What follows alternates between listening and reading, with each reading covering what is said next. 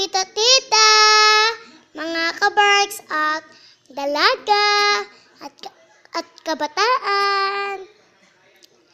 Ngayon ho ay merong lindol daw. Pinakamalakas. Yung una hindi. Yung padalwa, mas malakas pa sa una. Madami yan eh.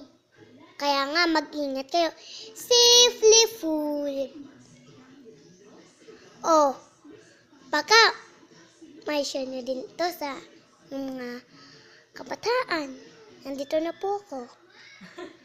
Or, pwede po kayo photograph. Kung sakali nandyan ang lindol, pumunta na ho kayo din eh. Sa loob ng bahay namin. Kasi, may mga krak-krak na ako, konti-konti lang. Pero dati pa yun. Okay lang yun. Kasi, okay lang, mga kaberks. Kaya tanghalian na. Kain na kayo, hindi pa ako nakakakain. Kasi busog pa ako, ayoko pa kumain.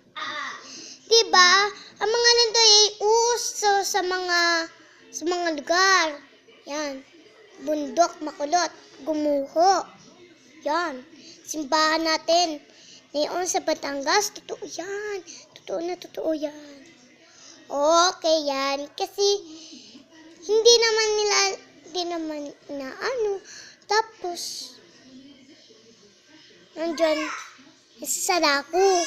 Ayan, nandyan na si Sadako. Kumain ka ni Lagi nandyan. Teka lang. Wait lang. Magbibideo pa eh. Naman pag natapos. Okay. Dami ko kasi inaano dito. Okay. Ayan, nakain na sila kasi gutom na gutom. Para sila walang kinakain. Kutsilyo. Tsaka ako agad ito papasok kasi si mama okay lang yun. Diba? Okay na nga kasi hindi. Kasi okay lang naman mga ka-birds. Bye-bye. Magbabalik po ulit si Julian Vargas ng Diyos.